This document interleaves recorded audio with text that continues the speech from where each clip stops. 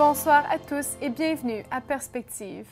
Ce matin, le pape François est revenu sur sa série de catéchèses sur la famille. Devant une foule rassemblée place Saint-Pierre à Rome pour l'audience générale, le Saint-Père a mentionné la place et l'importance de la fête au sein de la famille et même dans son milieu de travail.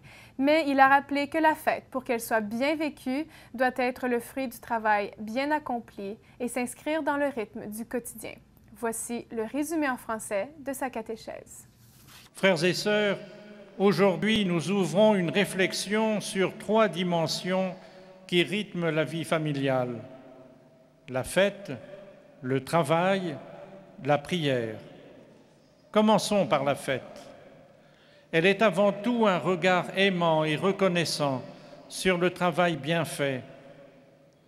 Il peut arriver qu'une fête arrive dans des circonstances difficiles ou douloureuses.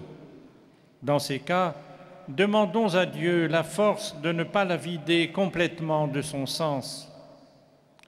Le vrai temps de la fête suspend le travail professionnel. Il est sacré parce qu'il nous rappelle que nous sommes faits à l'image de Dieu, qui n'est pas esclave du travail, mais Seigneur. Le temps de la fête est sacré parce que Dieu l'habite de manière spéciale. L'Eucharistie lui apporte toute la grâce de Jésus-Christ et toute réalité reçoit ainsi son plein sens. La famille est dotée d'une compétence extraordinaire pour comprendre et soutenir l'authentique valeur du temps de la fête, qui est un cadeau précieux que Dieu fait à la famille humaine. Ne l'abîmons pas. Après la Journée mondiale de la prière pour la création, le Saint-Siège a annoncé le thème pour la 49e Journée mondiale de la paix qui revient chaque année le 1er janvier. En 2016, le thème sera « Vaincre l'indifférence et gagne la paix ».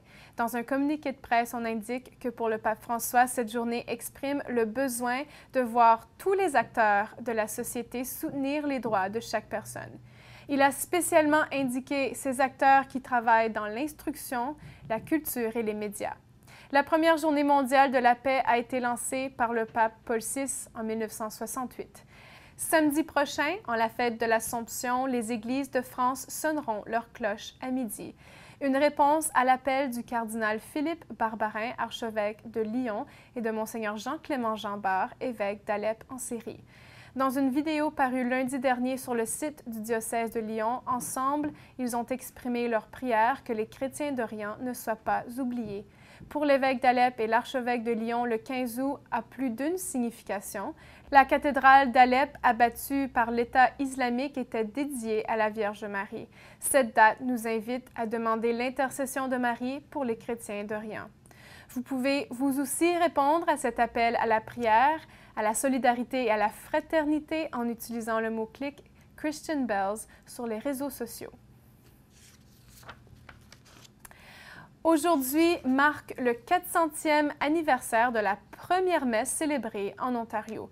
En 1615, Samuel de Champlain et le père Joseph Le Caron, un Récollet, ont planté une croix à leur arrivée en territoire Huron.